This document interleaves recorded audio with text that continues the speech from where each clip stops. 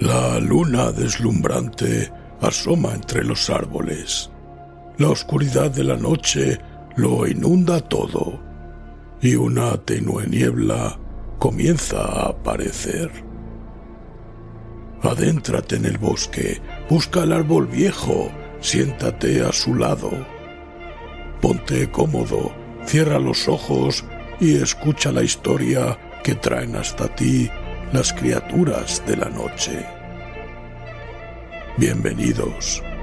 Estos son los cuentos del bosque oscuro.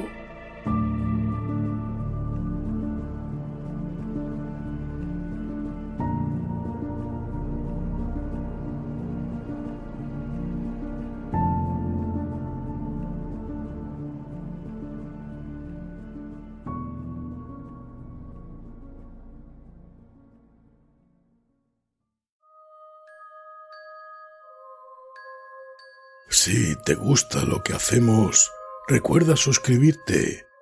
Es totalmente gratuito y estarás al tanto de la aparición de nuevos audios.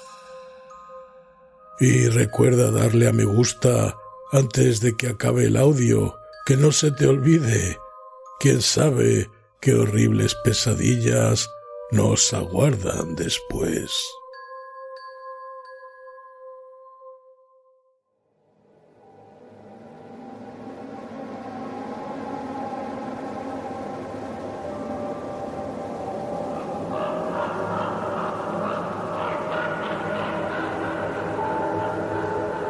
El color surgido del espacio, de Howard Phillips Lovecraft.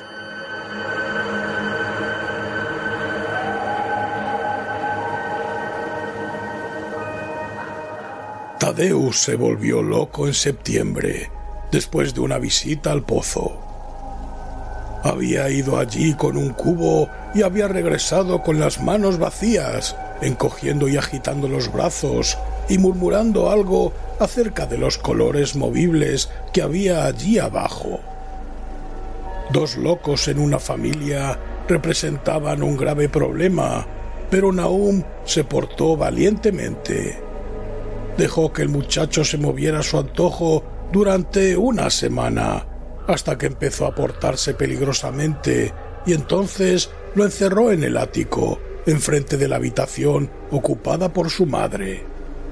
El modo como se gritaban el uno al otro desde detrás de sus cerradas puertas era algo terrible, especialmente para el pequeño Merwin, que imaginaba que su madre y su hermano hablaban en algún terrible lenguaje que no era de este mundo. Merwin se estaba convirtiendo en un chiquillo peligrosamente imaginativo, y su estado empeoró desde que encerraron al hermano que había sido su mejor compañero de juegos. Casi al mismo tiempo empezó la mortalidad entre el ganado. Las aves de corral adquirieron un color gris y murieron rápidamente.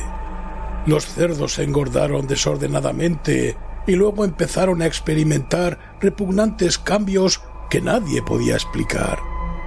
Su carne era desaprovechable, desde luego, y Nahum no sabía qué pensar ni qué hacer. Ningún veterinario rural quiso acercarse a su casa y el veterinario de Arkham quedó francamente desconcertado. La cosa resultaba tanto más inexplicable por cuanto aquellos animales no habían sido alimentados con la vegetación emponzoñada. Luego les llegó el turno a las vacas.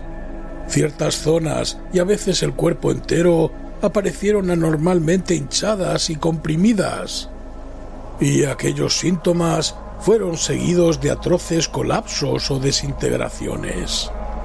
En las últimas fases, que terminaban siempre con la muerte, adquirían un color grisáceo y un aspecto quebradizo, tal como había ocurrido con los cerdos. En el caso de las vacas no podía hablarse de veneno, ya que estaban encerradas en mi establo. Ninguna mordedura de un animal salvaje podía haber inoculado el virus, ya que no hay ningún animal terrestre que pueda pasar a través de unos obstáculos sólidos. Debía tratarse de una enfermedad natural, aunque resultaba imposible conjeturar qué clase de enfermedad producía aquellos terribles resultados. En la época de la cosecha no quedaba ningún animal vivo en la casa, ya que el ganado y las aves de corral habían muerto y los perros habían huido. Los perros, en número de 3, habían desaparecido una noche y no volvieron a aparecer. Los 5 gatos se habían marchado un poco antes, pero su desaparición apenas fue notada, ya que en la casa no había ahora ratones y únicamente Mrs. Gardner sentía cierto afecto por los graciosos felinos. El 19 de octubre, Nahum se presentó en casa de Amy con espantosas noticias. La muerte había sorprendido al pobre Thaddeus en su habitación del ático y le había sorprendido de un modo que no podía ser contado. Nahum había excavado una tumba en la parte trasera de la granja y había metido allí lo que encontró en la habitación. En la habitación no podía haber entrado nadie, ya que la pequeña ventana enrejada y la cerradura de la puerta estaban intactas. Pero lo sucedido tenía muchos puntos de contacto con lo ocurrido en el establo. Amy y su esposa consolaron al atribulado granjero lo mejor que pudieron, aunque no consiguieron evitar un estremecimiento. El horror parecía rondar alrededor de los Gardner y de todo lo que tocaban, y la sola presencia de uno de ellos en la casa era como un soplo de regiones innominadas e innominables. Amy acompañó a Nahum a su hogar de muy mala gana e hizo lo que pudo para calmar los histéricos sollozos del pequeño Merwin. Zenas no necesitaba ser calmado. Se encontraba en un estado de completo atontamiento y se limitaba a mirar fijamente a un punto indeterminado del espacio y a obedecer lo que su padre le ordenaba. Y Amy pensó que ese estado de abulia era lo mejor que podía ocurrirle. De cuando en cuando los gritos de Merwin eran contestados desde el ático, y en respuesta a una mirada interrogadora, Nahum dijo que su esposa estaba muy débil. Cuando se acercaba la noche, Amy se las arregló para marcharse, ya que ningún sentimiento de amistad podía hacerle permanecer en aquel lugar cuando la vegetación empezaba a brillar débilmente y los árboles podían o no moverse sin que soplara el viento. Era una verdadera suerte para Amy el hecho de que no fuese una persona imaginativa. De haberlo sido, de haber podido relacionar y reflexionar en todos los portentos que le rodeaban, no cabe duda de que hubiese perdido la chaveta. A la hora del crepúsculo regresó apresuradamente a su casa, sintiendo resonar terriblemente en sus oídos los gritos de la loca y del pequeño Merwin. 3 días más tarde, Nahum se presentó en casa de Amy muy de mañana y en ausencia de su huésped le contó a Mrs. Pierce una horrible historia que ella escuchó temblando de miedo. Esta vez se trataba del pequeño Merwin. Había desaparecido. Había salido de la casa cuando ya era de noche con un farol y un cubo para traer agua, y no había regresado. Hacía días que su estado no era normal y se asustaba por todo. El padre oyó un frenético grito en el patio, pero cuando abrió la puerta y se asomó, el muchacho había desaparecido. No se veía ni rastro de él y en ninguna parte brillaba el farol que se había llevado. En aquel momento, Nahum creyó que el farol y el cubo habían desaparecido también, pero al hacerse de día y al regreso de su búsqueda de toda la noche por campos y bosques, Nahum había descubierto unas cosas muy raras cerca del pozo.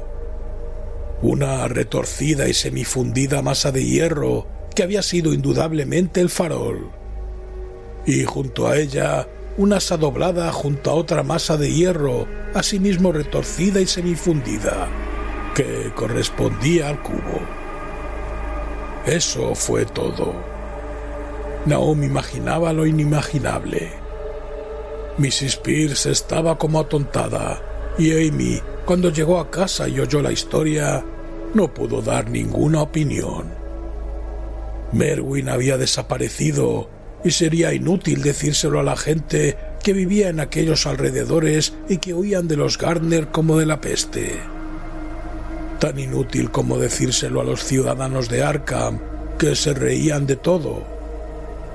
Tad había desaparecido y ahora había desaparecido Merwin. Algo estaba arrastrándose y arrastrándose, esperando ser visto y oído. Nahum no tardaría en morirse y deseaba que Amy velara por su esposa y por Zenas, si es que le sobrevivían. Todo aquello era un castigo de alguna clase, aunque Nahum no podía adivinar a qué se debía, ya que siempre había vivido en el santo temor de Dios.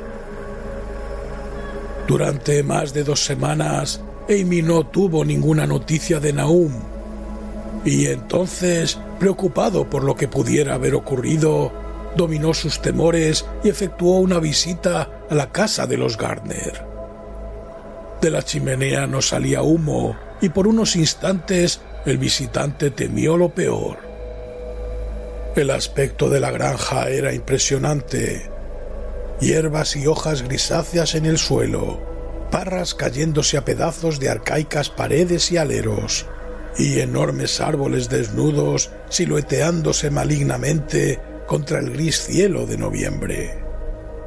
Amy no pudo dejar de notar que se había producido un sutil cambio en la inclinación de las ramas. Pero Nahum estaba vivo después de todo. Estaba muy débil y reposaba en un catre en la cocina de techo bajo, pero conservaba la lucidez y seguía dando órdenes a Zenas. La estancia estaba mortalmente fría, y al ver que Amy se estremecía, Nahum le gritó a Zenas que trajera más leña. La leña en realidad era muy necesaria, ya que el cavernoso hogar estaba apagado y vacío, y el viento que se filtraba chimenea abajo era helado. De pronto, Nahum le preguntó si la leña que había traído su hijo le hacía sentirse más cómodo, y entonces Amy se dio cuenta de lo que había ocurrido. Finalmente, la mente del granjero había dejado de resistir a la intensa presión de los acontecimientos. Interrogando discretamente a su vecino, Amy no consiguió poner en claro lo que le había sucedido a Zenas. «En el pozo, vive en el pozo», fue todo lo que su padre dijo. Luego el visitante recordó súbitamente a la esposa loca y cambió de tema. «Navi está aquí, desde luego», fue la sorprendida respuesta del pobre Nahum, y Amy no tardó en darse cuenta de que tendría que investigar por sí mismo. Dejando al inofensivo granjero en su catre, cogió las llaves que estaban colgadas detrás de la puerta y subió los chirriantes escalones que conducían al ático. La parte alta de la casa estaba completamente silenciosa y no se oía el menor ruido en ninguna dirección. De las 4 puertas a la vista, solo una estaba cerrada, y en ella probó Amy varias llaves del manojo que había cogido. A la tercera tentativa la cerradura giró, y Amy empujó la puerta pintada de blanco. El interior de la habitación estaba completamente a oscuras, ya que la ventana era muy pequeña y estaba medio tapada por las rejas de hierro. Y Amy no pudo ver absolutamente nada. El aire estaba muy viciado y antes de seguir adelante tuvo que entrar en otra habitación y llenarse los pulmones de aire respirable. Cuando volvió a entrar, vio algo oscuro en un rincón y al acercarse no pudo evitar un grito de espanto. Mientras gritaba, creyó que una nube momentánea había tapado la escasa claridad que penetraba por la ventana y un segundo después se sintió rozado por una espantosa corriente de vapor.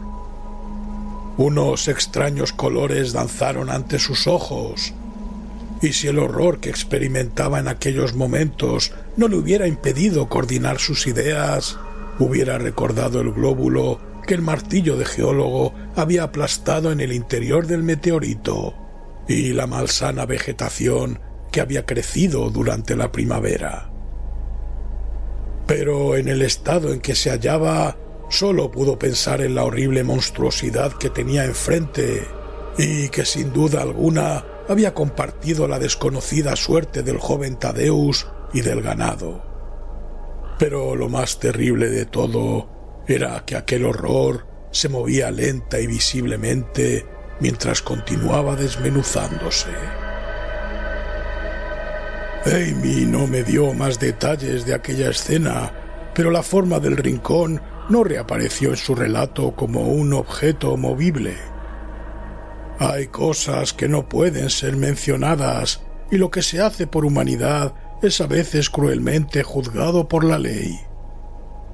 Comprendí que en aquella habitación del ático no quedó nada que se moviera, y que no dejar allí nada capaz de moverse debió ser algo horripilante y capaz de acarrear un tormento eterno. Cualquiera, no tratándose de un estólido granjero, se hubiera desmayado o enloquecido, pero Amy volvió a cruzar el umbral de la puerta pintada de blanco y encerró el espantoso secreto detrás de él. Ahora debía ocuparse de Nahum. Este tenía que ser alimentado y atendido y trasladado a algún lugar donde pudieran cuidarle. Cuando empezaba a bajar la oscura escalera, Amy oyó un estrépito debajo de él. Incluso le pareció haber oído un grito y recordó nerviosamente la corriente de vapor que le había rozado mientras se hallaba en la habitación del ático. Oprimido por un vago temor, oyó más ruidos debajo suyo. Indudablemente estaban arrastrando algo pesado, y al mismo tiempo se oía un sonido todavía más desagradable, como el que produciría una fuerte succión. Sintiendo aumentar su terror, pensó en lo que había visto en el ático. ¡Santo cielo! ¿En qué fantástico mundo de pesadilla había penetrado? No se atrevió a avanzar ni a retroceder, y permaneció inmóvil, temblando en la negra curva del rellano de la escalera. Cada detalle de la escena estallaba de nuevo en su cerebro.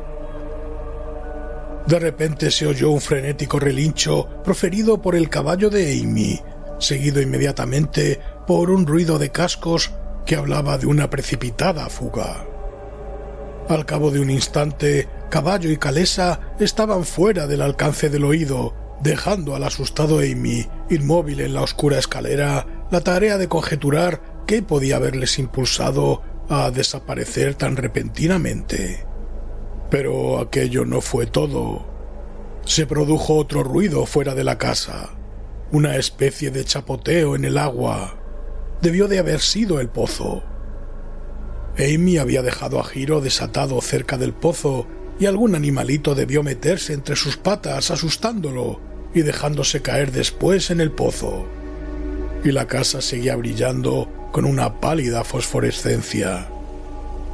Dios mío, qué antigua era la casa, la mayor parte de ella edificada antes de 1670 y el tejado holandés más tarde de 1730.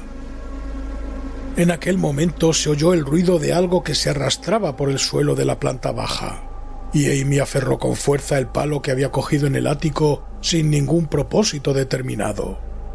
Procurando dominar sus nervios, terminó su descenso y se dirigió a la cocina.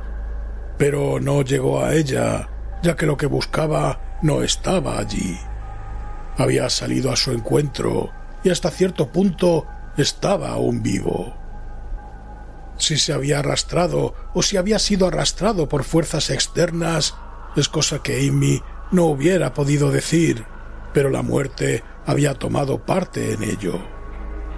Todo había ocurrido durante la última media hora, pero el proceso de desintegración estaba ya muy avanzado.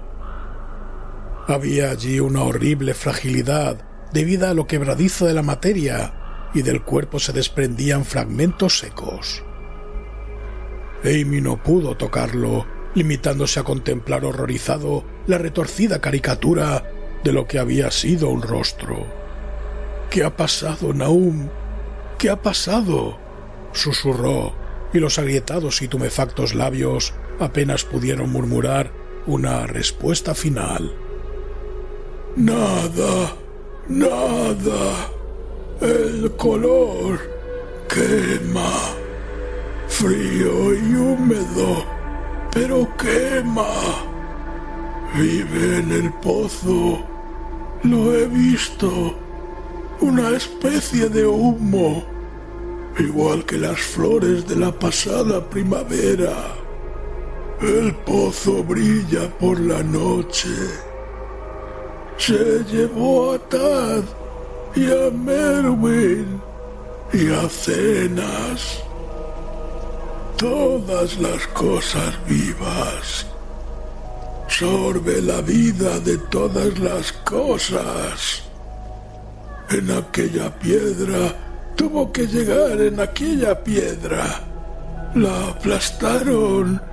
Era el mismo color, el mismo, como las flores y las plantas. Tiene que haber más. Crecieron. Lo he visto esta semana. Tuvo que darle fuerte a Cenas. Era un chico fuerte, lleno de vida. Le golpea a uno la mente y luego se apodera de él. Quema mucho. En el agua del pozo no pueden sacarle de allí y ahogarle. Se ha llevado también a Cenas. Tenías razón. El agua está embrujada. ¿Cómo están Neavi y Amy? Mi cabeza no funciona bien. No sé cuánto hace que no le he subido comida. La cosa la atacó también a ella. El color. Su rostro tiene el mismo color por las noches. Y el color quema y sorbe. Procede de algún lugar donde las cosas no son como aquí. Uno de los profesores lo dijo. Tenía razón. Mira, Amy, está sorbiendo más, sorbiendo la vida. Pero eso fue todo.